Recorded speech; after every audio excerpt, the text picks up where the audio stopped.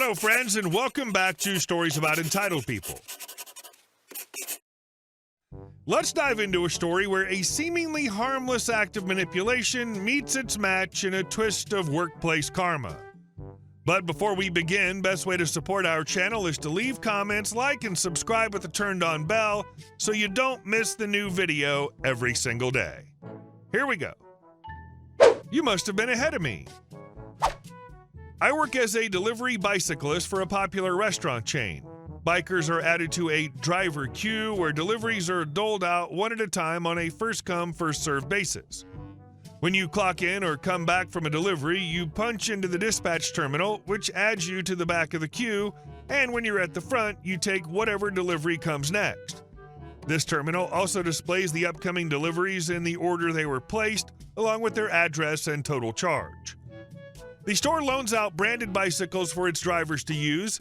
These are stored in a special bike holding room inside, which has its own entrance and also houses the aforementioned computer terminal. Enter Jerkosaurus. He's a pretty cool guy and has helped me learn the ropes, but people are multifaceted and sometimes good people do crappy things. Not saying he's a good person, but anyway. I pull onto the sidewalk and approach the door and notice that JS was behind me a little ways. Since the door's a real pain to open, I linger for a few seconds to prop it open so JS can enter behind me. As I'm leisurely parking my bike, taking off my jacket, gathering my tickets, etc., JS passes me and hastily parks his bike in front of me and practically runs to the terminal to punch both of us back. When I go up to the screen myself, I noticed he punched himself in first, putting me last in the queue. Now, I intentionally put up something of a front at work by exaggerating the flamboyant, absent-minded, and easygoing aspects of my personality. I also intentionally distance myself from my coworkers since most of them are, well, just not the crowd I want to mingle with.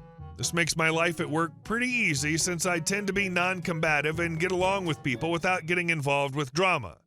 It also means I look like I'm easy to manipulate or screw over. I'm constantly underestimated, and I prefer it that way. But I always notice, and I always remember, and I say nothing. Not too much later, a few deliveries have been taken, and JS is up, taking the spot I should have occupied. I answer the phone to take an order, the order that should have been mine. Apparently, Miss Monopoly loved the live band at the bar that night and wants 20 Dinglehoppers and 5 Snapple Croonies delivered as a thank you for their performance. Delivering to bars is great. Either you get the bartender, who's typically willing to generously share their own massive tips, or you get a drunk fool who easily parts with their money. Oh, and she also wants a 20% gratuity added to the order, but I have to tell her that as much as we appreciate that, gratuities are right in, and she must add it when the biker gets there. As I'm completing her order, I notice someone else answered the other line. Looks like Mr. Oops, I forgot my change wants to order 1 crap sandwich to the homeless shelter, paid in cash, totaling something like $12.28. Why do homeless people order takeout? Now every time I've delivered to the shelter, the customer always magically forgets their 28 cents and of course doesn't tip. I try to be understanding and cover it for them, knowing they have it a lot harder than I do, but it still sucks knowing it's coming. So I take Miss Monopoly's card info and tell her the ETA, and once she's off the phone, I did a sanity check of her order to make sure I didn't forget anything. And of course, I have to make sure to add specific delivery instructions to take it to the live band. Oh, and I might have accidentally hit a button and had to correct the ticket. You know, standard procedure. I BS for no longer than a minute while my coworker finishes up with Mr. OIFMC and submit my ticket right after I hear that print. So now Mr. OIFMC is first up and just seconds behind is Miss Monopoly. JS is near the dispatch terminal playing on his phone. I'm one of maybe 3 people who doesn't whip out their phone on the clock and of course notices the 2 deliveries come in. Seeing the addresses and total amounts of the deliveries, he obviously notices that the second one, the one he should have taken, is significantly better than the first. So of course he walks away from the terminal and asks me about it. Hey, I think you came in before me and we somehow got switched up on the board. You want to go first? I, of course, respond with, well, you punched both of us in, right? And since you're up first, you must have been ahead of me coming into the shop. I appreciate you trying to give me more deliveries, but I really don't think I should mess with the driver queue and pretend I was first when I clearly wasn't. Of course, JS had nothing to say about this maybe too on-the-nose response and finds some other spot to play angry candy jewel farm. We leave at roughly the same time, him to pay a quarter to take a delivery and me to make a $20 tip and see an awesome bar. And of course, I make it back first. Haha, this is great. Stating the obvious and playing to the rules. It works 10 out of 10 times. And our second story. Karen can't read and holds cashier responsible for her idiocy. I, 32-year-old female, was in the supermarket a few days ago with Mom. We normally do the grocery run together to save fuel and time. Anyway, as my shopping was not that many items, Mom and I had split when we got to the registers. She went to the normal one with no limits on item numbers and cash or card option, whilst I got into the express lane with 12 items or less and card-only option. This is relevant as there were no less than 4 large signs specifically stating it was 12 items or less and card only. The lady behind me had a full trolley, a young Karen in the making, first red flag, and shrugged with a "so what?" when I pointed out the signs, second red flag, in an attempt to help her. The guy right behind her was an older gentleman holding a bag of apples and some bread. The line's growing by the minute at this point as people were rushing home from work and were likely just grabbing bare essentials for breakfast. Once I finished my transaction, I waited just beyond the registers for Mom and watched the cashier politely explain it was card only and it was 12 items or less. The lady pitched a hissy fit on the items and said, "Yes, fine," to the card-only option. The cashier sighed and began the transaction as at that point, Karen was boxed in due to rush hour queues and could not get out of the lane without exiting the store. When time came to pay, Karen pulled out cash and the cashier reminded her it was a card-only lane. The Karen let out an ungodly screech and began her tirade. "So what do I do now? Do you want me to not pay? I'll leave the stuff here then. I'll pay half of the stuff by card and then go to the next lane and pay cash for the remainder." At this, the cashier asked how she was going to separate the paid and unpaid items as the trolley was chock-a-block with stuff. Likely, Karen was planning a party with the amount of beer, cola, snacks, etc. Not judging, but relevant as the bulky items were in large cartons, hence hard to separate. She had a total of over 40 different items. A carton of beer is one item in her trolley. More belligerent rants and the line behind Karen got longer as more express item people were queuing due to self-service being under maintenance. The older Middle Eastern gentleman is getting impatient and right in the middle of Karen's threats that were drawing ire from all customer lanes. I mean, the lane was clearly labeled as card-only express, and the approaching wrath of the floor manager who was flying towards the now backed-up lane. He quietly leaned into Karen and said something furiously in her ear. I don't know what he said, but she shut up and paid by card for the entire lot and hurried away without a fuss. A collective sigh of relief went up from the line as service resumed. The cashier was on the verge of tears, older lady and one of the nicest there, adding how awesome the cashier was throughout this unholy menaces rant. And the gentleman asked if she was okay. The manager arrived at that point, and he and several other customers explained the Karen's behavior and rudeness. The manager told the cashier to take a break and took over the register, at which point my mom came through with her purchases and we left.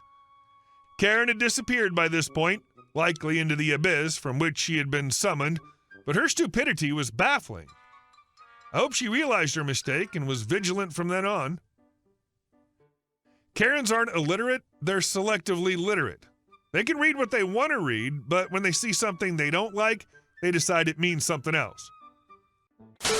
And our last story. A developer is threatening to sue me after I prevented them using my property to access their build site.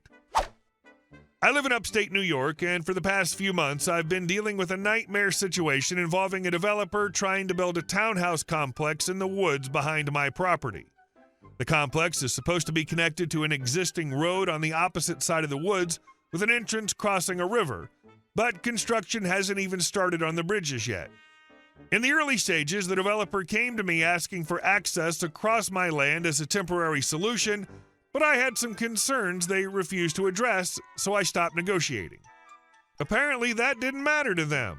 One day, I noticed muddy tire tracks stretching across the edge of my yard, leading right into the construction zone. At first, I thought it was a mistake, but after catching several workers blatantly cutting through my backyard without permission, I realized it wasn't. Furious, I called the police, hoping they'd put a stop to it, but after a quick visit and a few nonchalant words about how it was just a civil matter, it was clear they weren't going to be much help. That weekend, I decided enough was enough. I spent hours putting up a temporary chain-link fence at the front of my property.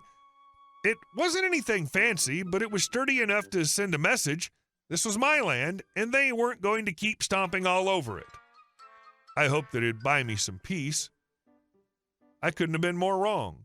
Not even 24 hours after the fence went up, I got a call from the developer. They didn't waste any time being polite. Their tone was all business and intimidation, telling me they were planning to take me to court to force a construction easement. They even hinted at dragging me through additional lawsuits if I didn't comply. It wasn't hard to see what they were doing. They were trying to bully me into giving in. The pressure was starting to get to me, so I did what anyone in my situation would do. I started calling around for legal help. But with each call, I kept hitting brick walls. Every real estate or land use attorney I contacted was either unavailable or already in the developer's pocket. It felt like the whole system was rigged in their favor. Then, just when I thought things couldn't get any worse, I caught one of the construction workers loitering near my fence. He didn't seem to care that he was trespassing. He just smirked as he looked over the fence like he was sizing it up for their next move. "You're just making this harder on yourself, pal," he muttered before walking off, leaving me boiling with frustration. That was the last straw. I grabbed my phone and started snapping pictures of the damage they had already caused. Tire tracks, torn up grass, even areas where they had trampled the boundary between my land and the woods. It was clear I needed to act fast. After another round of phone calls, I finally got through to a local attorney who wasn't afraid to take on the developer. It was a long shot, but I wasn't backing down. If the developer thought they could bulldoze over my land and my rights, they were in for a rude awakening. This fight was just getting started. Update: I finally managed to secure a land use attorney from out of town who had no ties to the developer. We immediately filed a cease and desist order against the developer for trespassing. To back it up, I installed more permanent fencing and added security cameras all over my property. Any movement on my land was caught on video, and with the footage, we were able to document each trespass the crews made. When the case finally made it to court, the judge didn't buy into the developer's aggressive tactics. They couldn't force an easement without a legitimate reason, and convenience wasn't one. The best part, the judge ruled that the developer was responsible for all the damage caused to my property by their workers, as well as the legal fees I had to endure fighting them off. As a result, the developer had to halt construction temporarily until the bridges were completed, and I was compensated handsomely for all the trouble. Seeing those crews finally clear out of my backyard was incredibly satisfying. Hey guys, thank you all for watching the video. I'll see you in the next one.